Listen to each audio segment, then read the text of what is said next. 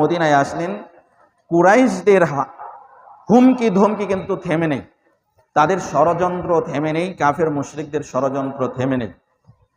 তারা বিভিন্নভাবে নবী সাল্লাল্লাহু আলাইহি সাল্লামের উপর ষড়যন্ত্র করতেছিলেন, তাকে মদিনাতেও হত্যার পরিকল্পনা করছিলেন। নবী সাল্লাল্লাহু আলাইহি সাল্লামকে প্রত্যেক রজনীতে পাহারা দিয়ে রাখতেন সাহাবায়ে কেরামরা। রব্বুল আলামিন ঘোষণা করলেন, তোমাকে হেফাজতের দায়িত্ব আমার, সুতরাং তোমাকে পাহারা দেওয়ার প্রয়োজন নাই। নবী সাল্লাল্লাহু আলাইহি সাল্লাম ঘোষণা করলেন, তোমরা এখন থেকে আমাকে পাহারা দেওয়ার দরকার নেই, আল্লাহ রব্বুল আলামিন নিজেই আমার পাহারার দায়িত্ব নিয়ে নিয়েছেন।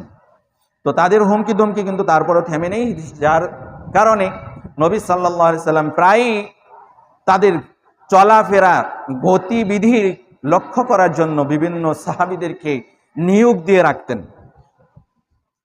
তারা কি করে না করে গোয়েন্দা নিয়োগ দিয়ে রাখতেন,